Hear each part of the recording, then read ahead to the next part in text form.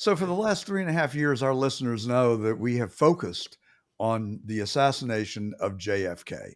I have said repeatedly, week after week, that I don't even think Lee Harvey Oswald was in the sniper's nest, and I don't think he pulled a trigger. But here to help us sort it all out is Robert Tanenbaum. He is a former district attorney from Manhattan, of all places, and now finds himself in Beverly Hills, California. He is the author of 32 books, has been counsel to and an attorney on many prosecutions of violent criminals. He's also been a defense attorney. And listen to this, he was chief counsel to the 1978 Committee on Assassinations in the United States Congress. Robert Tanenbaum, it is an honor and a privilege to have you today. Thank you for joining us. No, it's my privilege and honor to be with you. Thank you very much for having me. Absolutely. Well, let's get right to it. Did you learn anything new? Did you find any smoking guns or any revelations in the 80,000 documents that were released earlier this week and last in the assassination of Kennedy? No, I didn't. I heard some I heard, excuse me, some misinformation. Like there was an alleged, some of the members of Congress are going around saying they saw an alleged Lee Harvey Oswald uh, getting into a car or some such thing. But the CIA had planted a look-alike Oswald and used that person during the course of the whole episode. And we knew that from the investigation. And in the investigation, I was asked to be the deputy chief counsel of the House Select Committee on Assassinations in '76. Richard Sprague was the chief counsel and staff director. Sprague was the chief assistant DA in Philadelphia, a brilliant lawyer, an outstanding person, and a great trial lawyer in his own right. And he called me in October of '76 and asked if I would go to Washington and take over the Kennedy assassination investigation of the House Select Committee, which I did. And when I was there, another shocking moment. Richard Schweiker, Senator Richard Schweiker from Pennsylvania, had conducted an investigation pursuant to the Senator Church Committee in the mid '70s. I And remember it well. he called me up and asked me to see him in his office the very first week I was in Washington. And he handed me his file and he told me that the CIA will obstruct and do everything they can to interfere with this investigation as they've already done with me, he said. And I also want to tell you, as he handed me his file, I have every reason to believe from the evidence that President Kennedy was assassinated by people who work for the CIA. And then I was quite a shock after my initially in my career, I started in the DA's office in Manhattan and took over the Homicide Bureau eventually and the criminal courts. So I had tried scores and scores of major murder cases over those 10-year period. I couldn't even give you the number routine, like I tried X amount number. That's nonsense. I tried about two cases on the average a month. And they were important cases, big cases, although all those cases are important. But it boiled down to on the investigation, what really happened, the truth about what happened at Dealey Plaza is the beginning point. And then there was some information that was picked up and gathered, which was devastating about the CIA. And one of them was a John McCone letter to, he was then head of the CIA. He took over in 1961 when JFK fired Allen Dulles over the Bay of Pigs fiasco. And McCone took over the CIA at JFK's request, and he responded to a James Rowley, the chief of the Secret Service. Rowley was worried about leaks from both bureaus, the CIA and the Secret Service, because they didn't want the American public then or even now to know that Lee Harvey Oswald was a contract employee going back to 1957, and God knows here we are dealing with someone who actually we know not from the evidence, but we just know that Oswald was the murderer in the total contrived manner in which the CIA operated. 3 shots from the back, and Oswald was the shooter. And of course, what they never really understood was that, and I shouldn't say didn't understand, they just obfuscated it, that when JFK was shot with the fourth shot at Dealey Plaza, I'll go over the first three in a moment, he was shot in front That is, the motorcade hadn't passed the area of the stockade fence and the Knoll Hill where the shots came from that murdered him. And he was hit in right above the right ear, and that shot caused his head to snap back, of course, as you know, and it twisted him to his left, and his head rested on his wife's shoulder. At that particular time, he was immobile and couldn't move at all because his back of his head was blown out. That didn't stop the CIA from alleging that even though he was shot from the back, his head came back. So what did they do? They got 10 gelatinized skulls to simulate what was going on in an average person's skeleton, and they took the shots. Same distance, same height, allegedly from the sniper's nest window in the book depository, where they allege that's where Oswald did his dirty deeds. And guess what happened? All those heads, when they were shot from the back, went forward because that's the way the science is at the time and still is. But in that letter that McCone wrote to Rowley, I say letter, it could be deemed as a memo as well. It was on March 3rd, 64, when he said, I'm concerned about these leaks that are going on with respect, particularly, this is the first page of the 2-page letter. It's 3 pages. The third page is a signature sheet.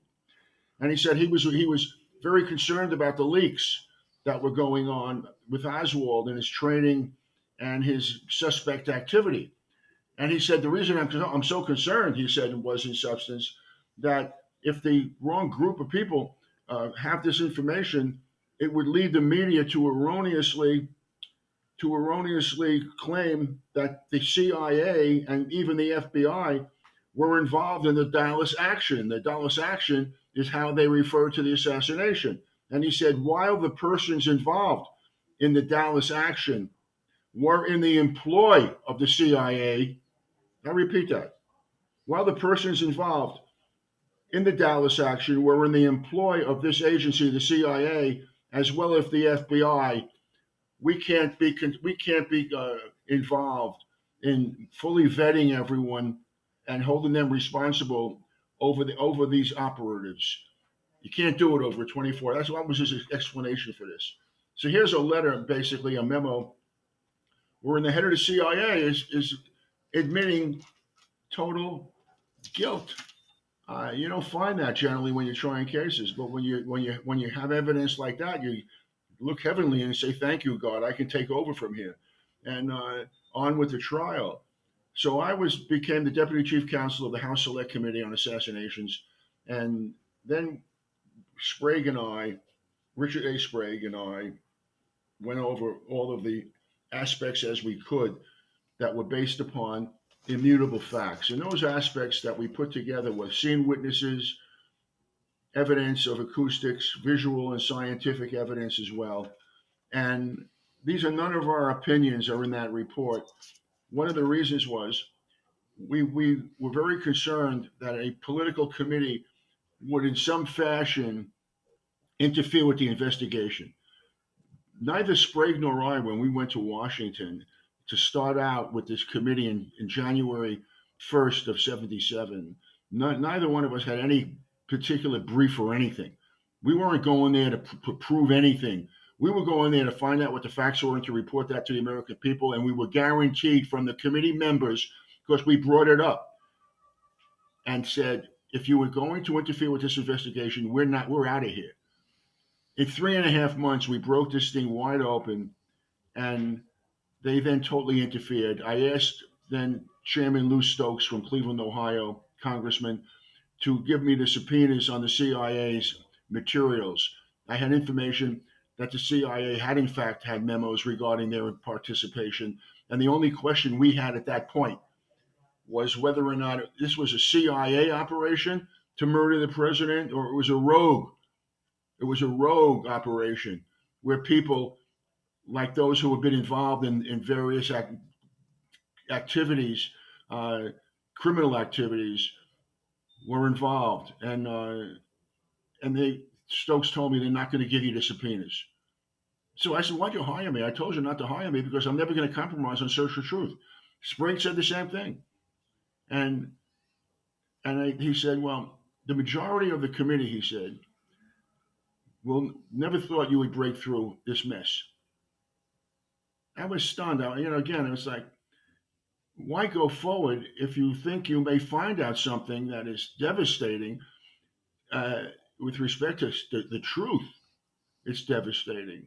I mean, who would think that any agency of our government would murder the president?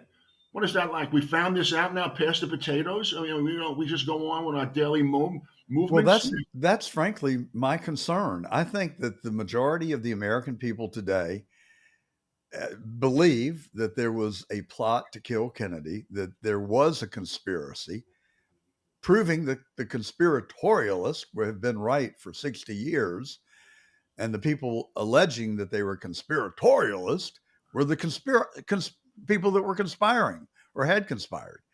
But where is the will of our leaders to hold the people accountable who did this dastardly deed?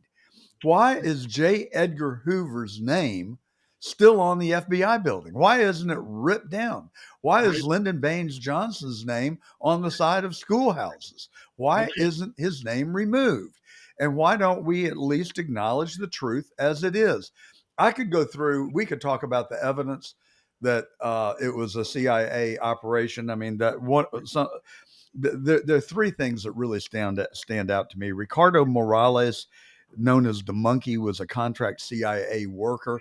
He told his kids that he trained with Oswald at a CIA camp to train as an assassin, and that he did not know who Oswald was until November 22nd, 63, when he saw him on television being accused to be the assassin. And Morales was subsequently gunned down in a bar in Miami, as he predicted to his sons that he would be because he had talked too much.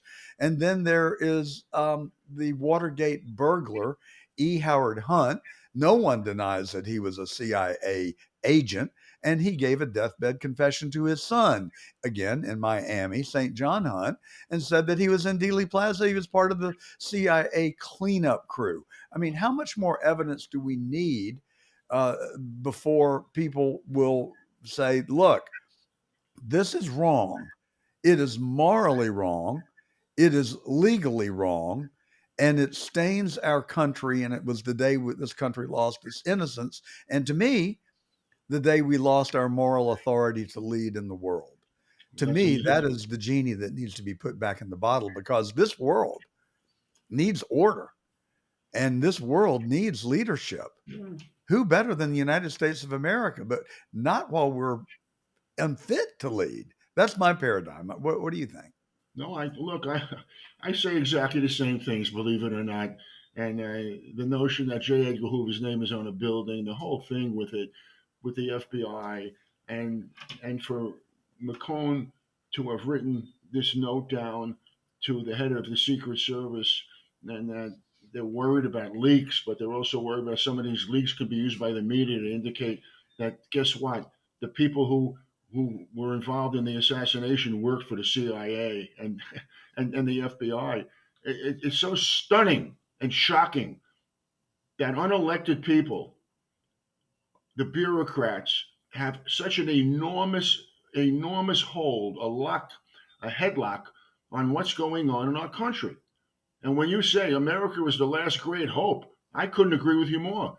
But what are we hoping for anymore when the moral authority has been stricken from what we do on a daily basis? If we don't get to the bottom officially of everything you just said, which I agree with 1,000,000%, then where is the moral authority to deal as the leading entity on planet Earth? Where could people go if they can't go to America?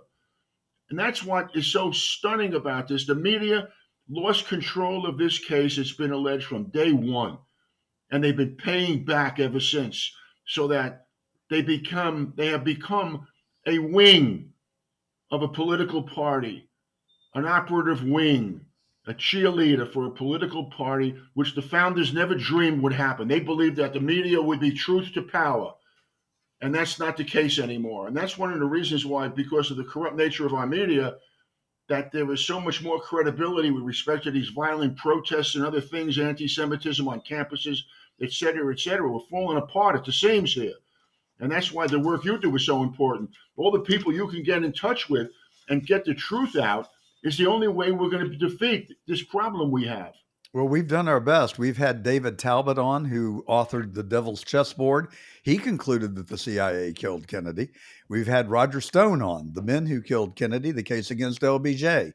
I think Roger Stone is absolutely right on target, actually. His book and Talbot's are not inconsistent with one another. They just draw slightly different conclusions about who the puppet master was. And then I think the definitive work is really from Douglas, The Unspeakable. And Mark Lane told us in 1973 or 4, I think, in the Rush to Judgment, that the Warren Commission was a bunch of baloney. And Richard Nixon told Roger Stone, he said the Warren Commission was the biggest GD lie that has ever been told in America. And so we cannot reverse history. We can't change history, I should say, but we can reverse the course. And that's where I am today, totally perplexed. Why the leadership of this country, including Donald Trump, I don't think he's over. I don't think he's done yet. I'm hoping that he has a plan, because I don't think you can go in like a bull in a china shop and dismantle the CIA without getting assassinated himself. I'm sure he knows that. I want to talk about that some more in a little bit. But how can this totally corrupt, illegitimate institution that it has become be reorganized? I don't favor dismantling it. We need a strong intelligence community in the United States fighting for us abroad. But how can it be reorganized and reformed in a way that it gets back to its original purposes? But one last point: every single president since the CIA was created, including Truman, who created it, That's right, have advocated reforming. Truman told Eisenhower that it had gotten out of control. Eisenhower told Kennedy, "You've got to tame this monster." Kennedy tried to tame it. He said, "I'm going to split the parts and spread it from the Pacific to the Atlantic." 6 months later, he was dead. Richard Nixon told Richard Helms, "I think I know who killed Jack." He was impeached 6 months later. And it just goes on and on. And I agree with you. I tell my listeners every Saturday from noon to 2 on the John Fredericks Media Network that this federal government has become rotten to its core. And if the people don't stand up against it and take it back, we're in a world of hurt. I'm not, because I'm 72. My best days are behind me. But I love my kids and I love my granddaughter. Well, I hope that your best days are not behind you, because you're younger than I am, for crying out loud. Well, So you've got I'm great days trying ahead to of stay you. relevant. Anyway, you hit Well, what are upon we some. going to do? Well, first you hit upon a question that's always asked of me: why did it happen? And the answer is, this becomes a conjecture on my part, because I don't have the hardcore evidence of it. But during the course of the investigation, Sprague and I believed that the reason this happened was because the Bay of Pigs was so pivotal in all this, that Kennedy was embarrassed and humiliated, and he was not told the truth, because the Bay of Pigs was planned in '59 when Nixon was vice president, and uh, Ike was president, Right. and part of it was air power cover. That once we hit the island, all of the Cuban population would hug us and thank us for coming. It didn't work out that way. And so Kennedy was hit with the notion now we had to have air cover. And from very reliable sources, when he said that to his brother, Bobby Kennedy, who was then Attorney General, Kennedy got him into a room alone. And then his Bobby Kennedy got his brother into a room and said, "You're not going to use air power." And he said, "Why not? It was agreed upon with Nixon. They're counting on it." He said, "If you bomb Cuba, it'll be no different from what the Japanese did at Pearl Harbor." and I'm not going to let you do that. It will destroy your life, your legacy, your presidency. And and JFK stood there frozen in his tracks and agreed with his brother. So the question then arises: why did this happen? A lot of a lot of good speculation on this is to the effect, and I would say this is the best that I could ever come up with an answer to that question, is that the CIA and all executive intelligence agencies were going to be reformed as a result of the 61 firing of Alan Dulles, who was then head of the CIA. And that Bobby Kennedy was going to be appointed by JFK to take over all intelligence on the executive branch, Article 2 of the Constitution.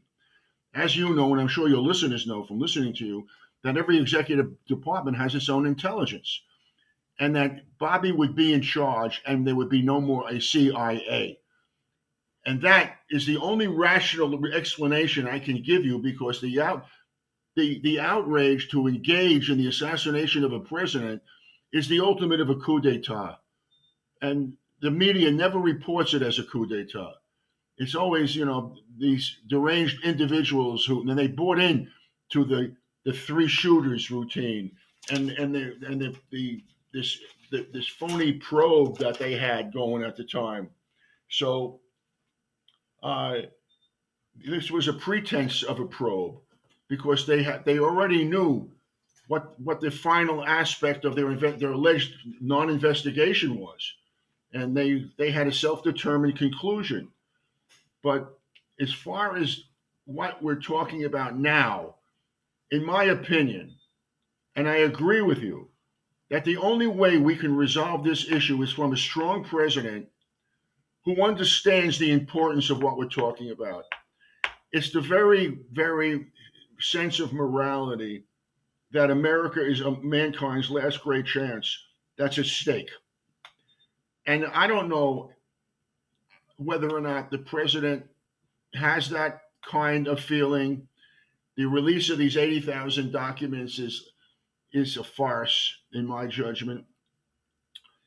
If it would not offend common sense, I would suggest to you that having lied for 62 years, they had a good chance to rub it clean. And You think? there's information that people, in fact, who did testify before the Warren Commission, they had their testimony changed in the files to make it more friendly. So, but it's also interesting that whenever the CIA got involved in a problem, and I'll give you a quick one, they immediately lied. And here's what happened. In 1963, in December, the Secret Service and the FBI found that Connally and Kennedy was struck by two separate bullets, and that both were shot within 1.9 seconds of each other. And the manual bolt action necessary to fire separate successive shots from the murder weapon, the Mannlicher Carcano, takes 2.3 seconds. So if they were shot between 1.9 seconds, and you can't use that rifle, the Mannlicher Carcano, in less than 2.3 seconds, then you have a problem. So what was the answer? Get a hold of this staff lawyer. His name was Arlen Specter at the time, before he became DA in Philadelphia. And then U.S. Senator. Yeah. And then the CIA said, you come up with a magic bullet solution. That's the origin and the genesis of the magic bullet theory. So the magic bullet theory, of course, is this part of the worst part of it is not only that it's invalid scientifically. A bullet cannot move up. That is, a bullet in a downward track does not stop in the body and then move up vertically 11 degrees to come out somebody's throat and then commit more damage to a third party. So the other thing that they did was they said, we have science on our side. Most people don't talk about this, but it's the neutron activation analysis, NAA. And that was that the government argued that the two major fragments in the limo formed a bullet. That was one bullet. The next bullet was from Connally's wrist. They took fragments, and that matched CE 399, which is the magic bullet, the pristine bullet, the so-called pristine bullet. The problem was that metallurgical PhDs from around the country came to realize that that was a phony argument about neutron activation analysis, which was the principal testing procedure for comparative bullet lead analysis.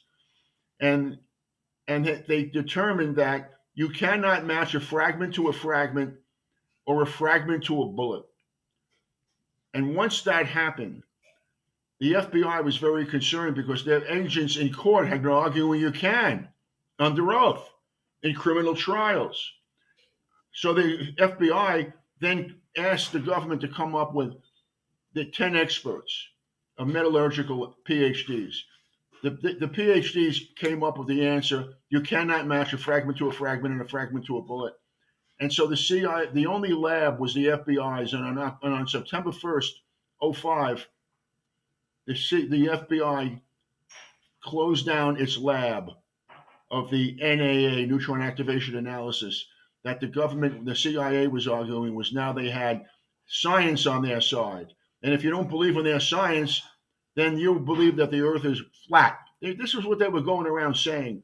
Well, So, there's another new piece of evidence that's recently come forward, and that is from Secret Service agent Paul Landis, who has sat for an interview with the New York Times and explained that he found a bullet buried in the back seat of the president's limousine and removed it and took it and put it on Kennedy's stretcher. So that immediately dispels the notion of the single bullet theory and that there was only one shooter.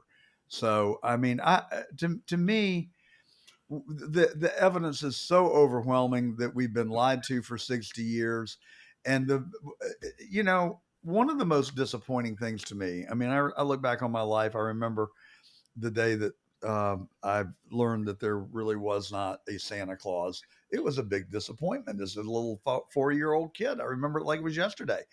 Another huge disappointment in that same magnitude was when I found out that Walter Cronkite and the news media have lied to us for 60 years. And they have knowingly lied to us for 60 years. And I kept scratching my head and wondering, how can you pull that off? How could you assemble all of these people and get them to sing off the same sheet of music, which is a lie? And now we know.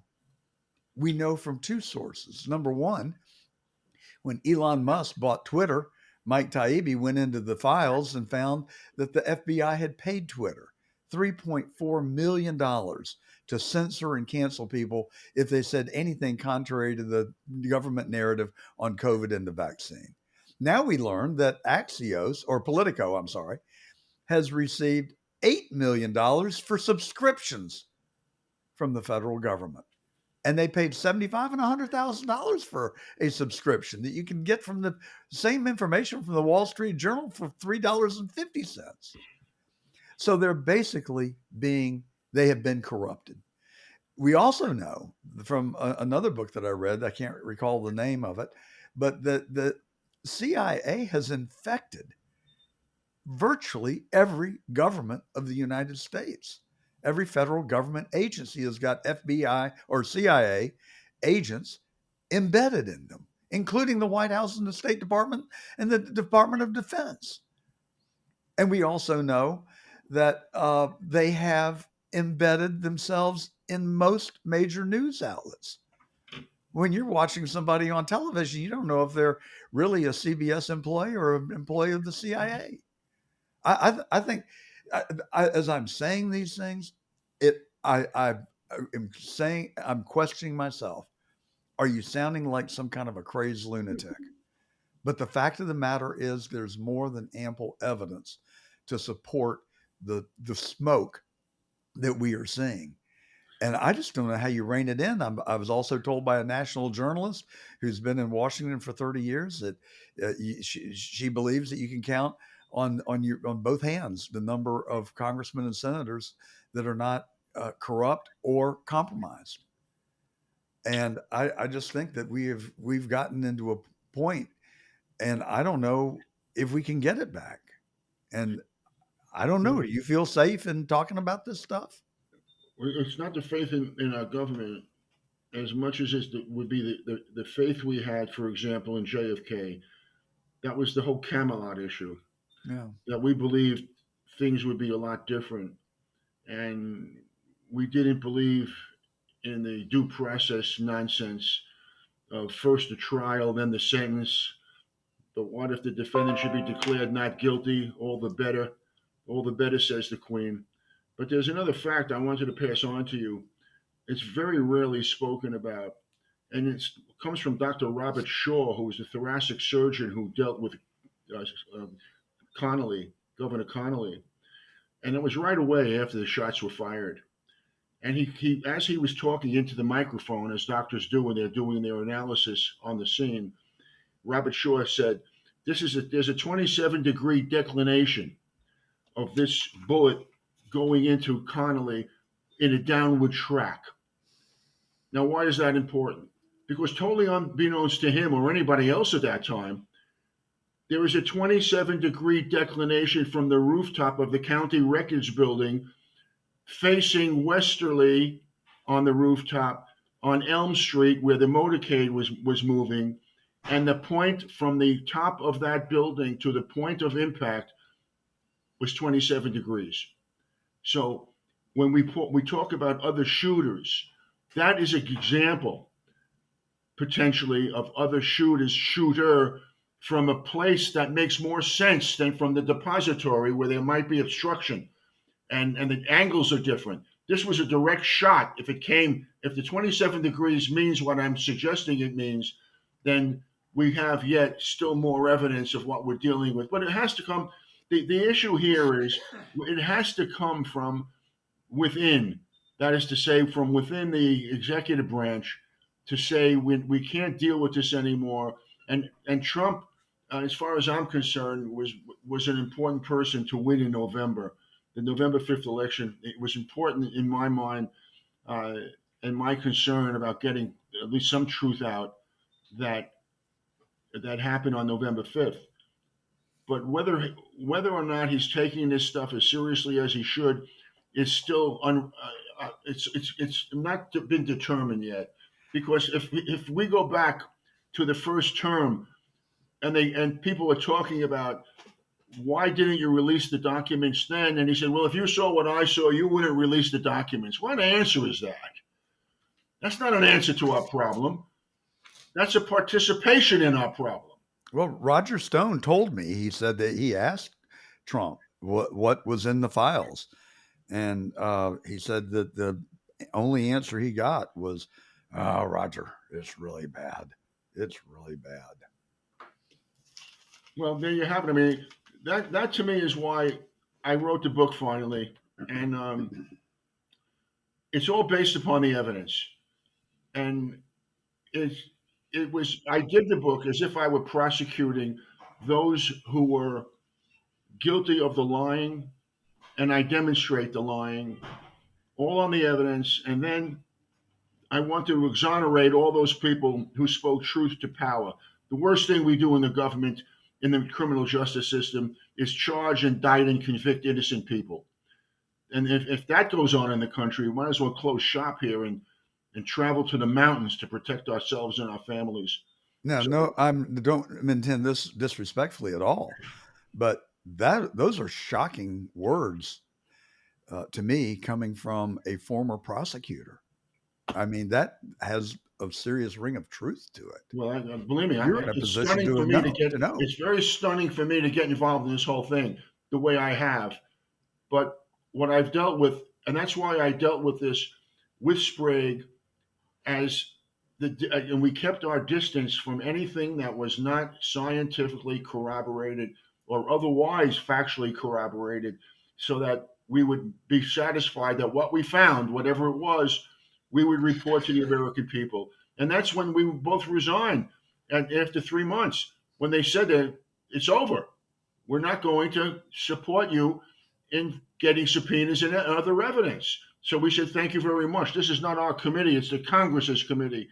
Because if it were our committee, we never would have left. We would have struggled on.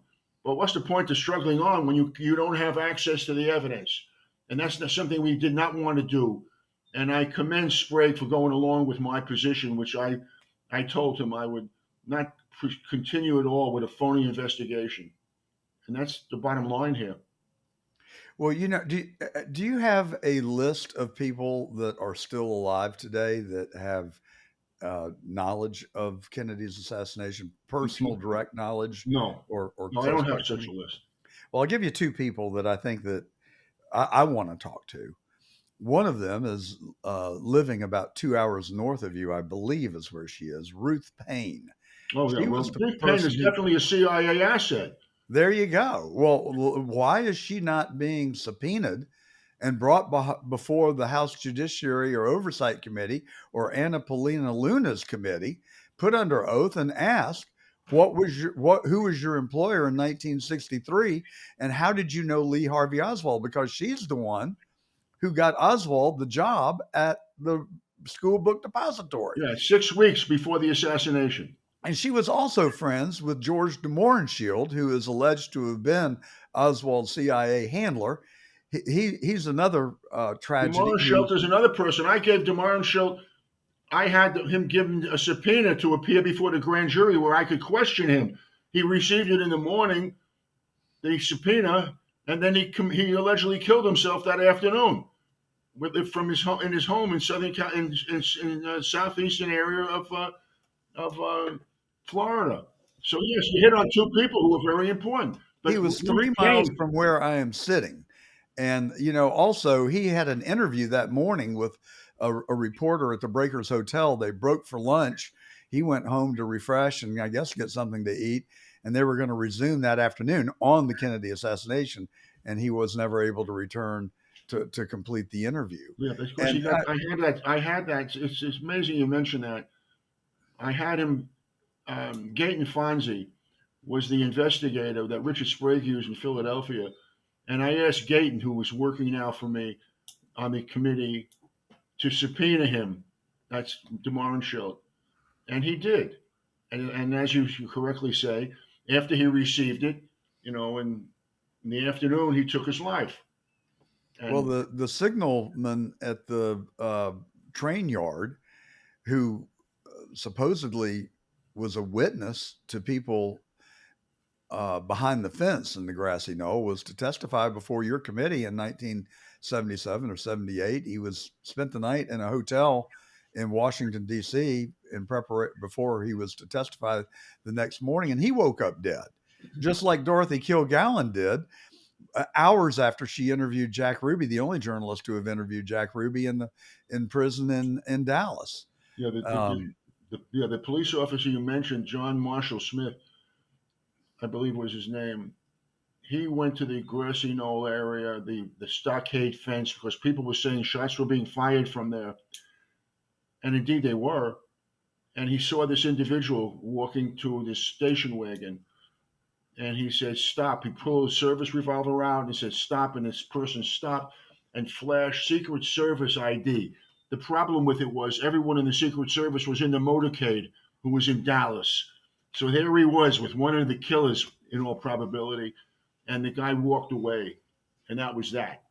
So again, it's not enough for Trump to talk about the worst of the wars and everything else that are going on.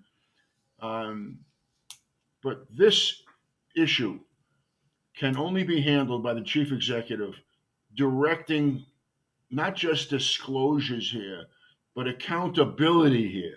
That's what's important. Without the accountability issue, we are behind the eight ball as far as our moral courage and the sense of being the moral country in the world.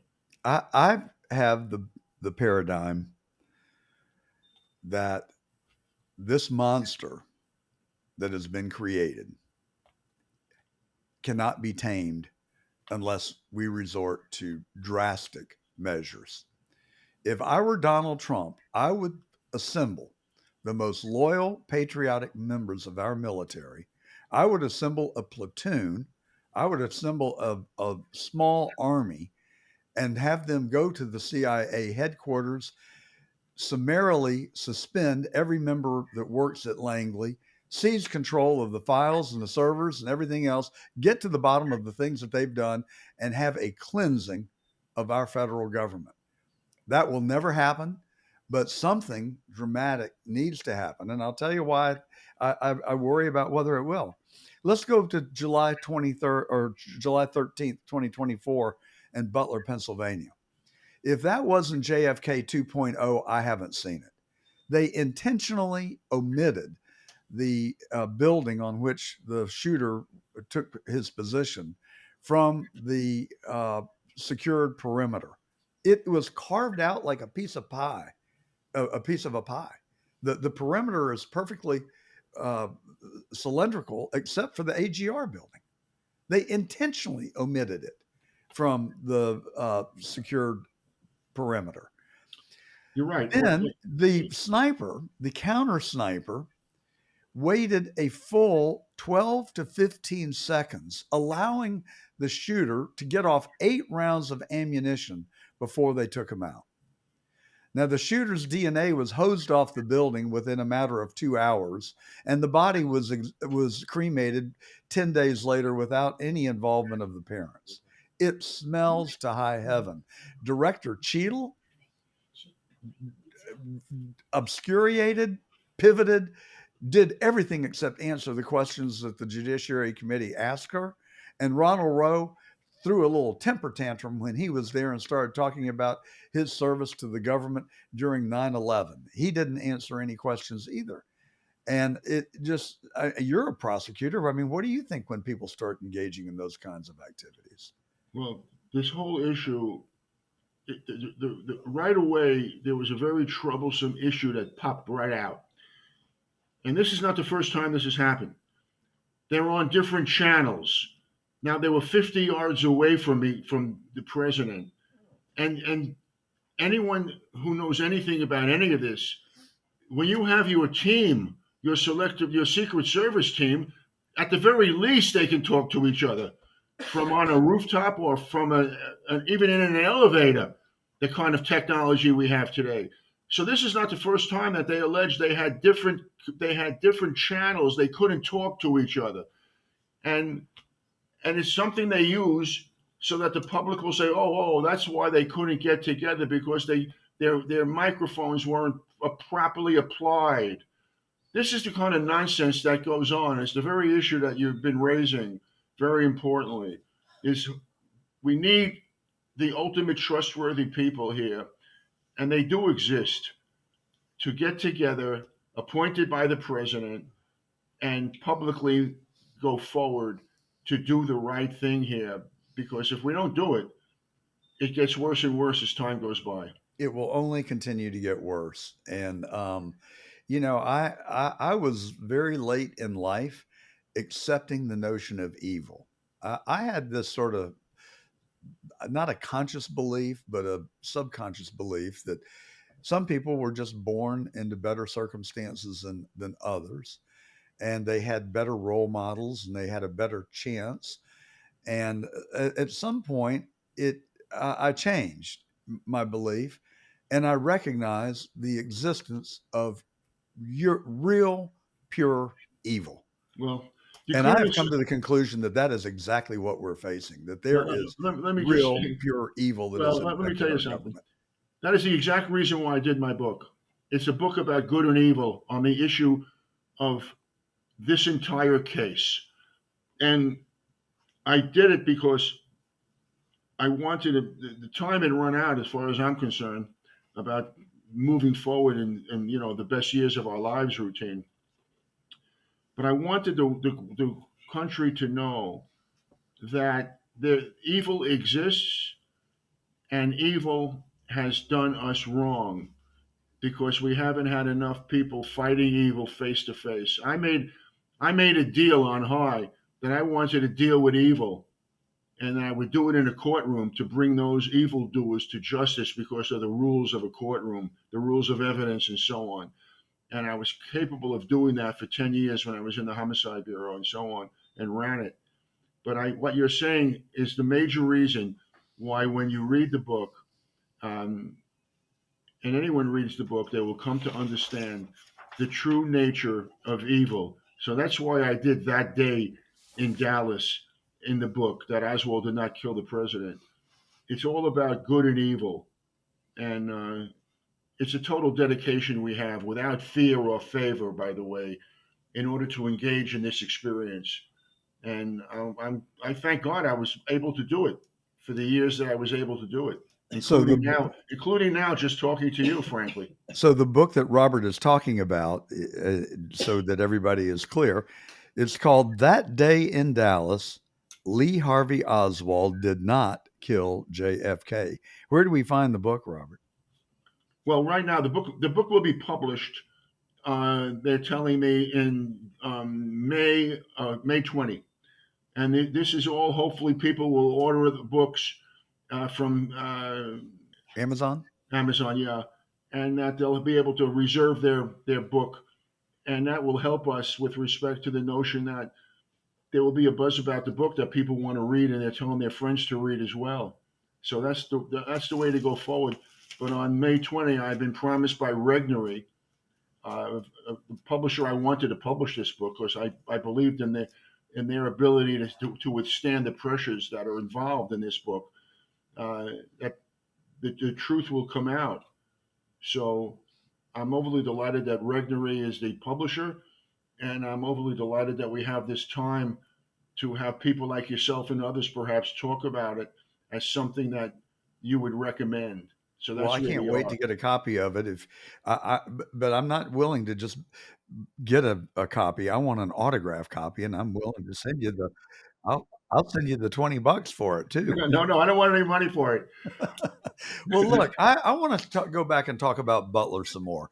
I think Dan Bongino would say the same thing, that when you stack up enough excuses, missed opportunities, mistakes, at some point you've got to conclude intention. And I think Ruth Paine is the only living American that might be able to unravel the Kennedy assassination for us while she is living. Similarly, there's a guy named Maxwell Urich. He may have been the would be assassin. He fought in the Ukraine. He is known to have had ties with the CIA. He drove a white van from Mesa, Arizona to Butler, Pennsylvania. It was titled to Urich Munitions. His father owns a company in Mesa that sells ammunition and armaments. So supposedly, I've read that they sell them to third world countries and may have ties to the CIA as well. But Maxwell Urich's van was shown being towed away from Butler within an hour of the attempted assassination, and he was named as a person of interest. Now, his name has gone absolutely cold, and his parents filed a missing persons report on him the day after the attempted assassination. Maxwell Urich also had gauges in his ear that he had removed, leaving a pretty long scar on both ears. If you zoom in on the body on top of the AGR building, it appears that that shooter or that dead person had scars on his ears. Thomas Matthew Crooks did not have scars on his ear. There is also what could be believed to be a tattoo on the forearm, on the inside forearm of the uh, corpse on top of the building. Some people think it's dirt. Other people think it's a tattoo. Maxwell Urich had a tattoo on his forearm. One last little factoid: Maxwell Urich is believed to have had an association with Ralph, the West Palm Beach would-be assassin, who also was in the Ukraine and also is believed to have had ties to the CIA, who also had 5 burner phones in his car when he was arrested 30 miles north of where I'm sitting in Fort Pierce, Florida. If I was Donald Trump, I would want to get to the absolute bottom of that. I would also be scared out of my wits that if I got probed too far, they might try and kill me again. And Chuck Schumer said you don't want to mess with the intelligence agencies because they got 6 ways to Sunday to do you in if they choose to. I think about that too, actually. I don't know about you Robert, whether you give that a second thought No, or I'm not. here. Look, I'm here. They know where I am. That's never been an issue. They Well, know who they are. obviously, it's not an issue for me either. I just don't want it to become an issue. I've got a pretty good life, but I also deeply care about our country. And I absolutely love the life that this country has afforded me. And I I agree. think I back to agree. the days that I was a kid and we watched Lassie and Ed Sullivan and the wonderful world of Disney. which now I would not allow my children to watch. And the nation has really changed. It's still a great country. We've got an awful lot going for us, but we've got some really big problems that we've got to solve. I don't think it's going to happen unless we solve them together. Well, we can't give up. That's the bottom line here, isn't it? We're not giving up. We're not. I've dealt with evil in the courtroom as I promised I would, and I loved every minute of it. And I outperformed others because I had great detectives working for me, NYPD, who shared my points of view about doing the right thing, finding the evidence, and exonerating those who were unjustly accused. But constantly on the go with respect to those who committed serious evil crimes. And there's no one crime that destroys it. But in order for us not to be destroyed by what's happened to the president, it's that I feel duty bound to continue to go on, and I'm delighted to meet you Well, because it's the mutual. more the more we meet each other, the stronger we become. Well, I've got this notion that I've been noodling around. Mike Lindell had two summits. I was privileged to be on the platform for the second one that was held in Missouri. Truth summits, he called them, about the 2020 election. And he assembled the best brains and the most knowledgeable people from around the country to come and talk about what they knew about the 2020 election to try and help shock people out of their denial and lack of knowledge about the stolen election. I've worked as a lawyer on a team in Atlanta against the Fulton Board of Elections. I've seen the evidence. I've cross-examined our forensic accountants and talked to potential witnesses who reported seeing 20,000 pristine ballots, all scored by a computer marked identically in the State Farm processing arena. The point I'm trying to get to is I don't know whether Mike Lindell was able to move the needle or not. One of the problems is the mainstream media refused to cover it. So I've always been a pretty good problem solver in my life, and this seems to be a major problem. And I just wonder if we could have a mock trial and try Lee Harvey Oswald in absentia and get Dan Bongino, if he could come out of government for a weekend and put it on his podcast, and get Tucker Carlson to show up and cover it. Maybe the former Fox anchor, I'm having a moment, beautiful lady that has a big following, but get the biggest uh, independent uh, podcasters who have large audiences. Maybe Joe Rogan would come, maybe Patrick Bet David would come, and we join hands and say, enough. We want this country to regain the moral high ground, and we're going to try Lee Harvey Oswald in absentia, and then prove the things that you and I have been talking about, and let you be the prosecutor, and we'll find somebody. Maybe Jack Smith would Well, come I and be allege, a defense yeah. attorney. Well, I allege in the book again.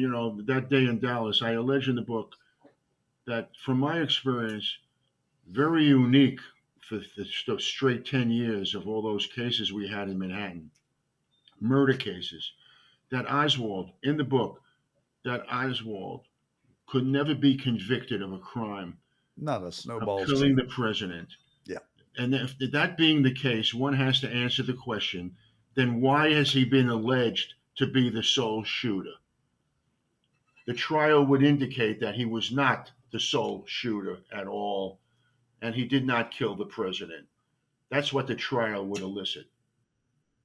Well, do you have a list, or could you compile a list of people? We talk about Kennedy, and we talk about the attempt on President Trump's life, but they are not the only victims. You'd have to conclude that Lee Harvey Oswald was a victim of murder. You would conclude that Dorothy Kilgallen was a victim of murder. Go down the list. There supposedly 50 to 60 people, George DeMorenshield. I mean, unless you do believe that he committed suicide, which I don't, um, and I think there's compelling evidence. Supposedly, the host of the home where he was staying heard the burglar alarm go beep beep beep, and then seconds later, the burglar alarm went beep beep beep again, and then bam, suggesting that a second person entered the guest room where in the guest house where I heard DeMorris. that tape. The DA called me and told me what happened in his opinion right after the murder or the suicide, however you want to call it. That there were footsteps in that room after DeMorenshield allegedly killed himself. That is to Yeah, say, after the shots were fired. and I think DeMorenshield was right-handed, and he used his left hand allegedly to shoot himself. I mean, these things are really painful for me as a human being to think that the collateral damage is we can't estimate the magnitude of it. And what about Corey Compatour in Butler, Pennsylvania? Someone murdered him. And I wrote to the DA of Butler County, Pennsylvania, and I said, "You're the DA. This was in your jurisdiction. I encourage you to open a murder investigation into who killed Corey Compatour, because I don't know if it was Maxwell Crooks or Thomas Matthew Crooks or Maxwell Urick, or if there was a conspiracy, but someone needs to investigate it.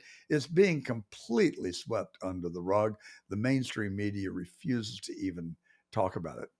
President Trump continues to talk about it and usually does so in honoring and remembering Corey Compatour. And so I think that's his way of helping keep it in the forefront. But this stuff is really disturbing. And I don't want to be a citizen, taxpayer, and supporter of evil. And that's the position that every American has been placed in right now. And there's got to be a method and a means by which we can all come together and push back on this evil. I agree with you. Well, let's keep noodling it around. Robert Tanenbaum, it has been a fascinating time to be able to spend with you. I'm honored. It's been a privilege. I certainly welcome you back anytime, and I hope that you and I can maintain our newly formed friendship. I would very very much enjoy that. But please let's make that happen. You have my word, and we have told you the truth today. And I'm John Gordon. We'll be back right after this.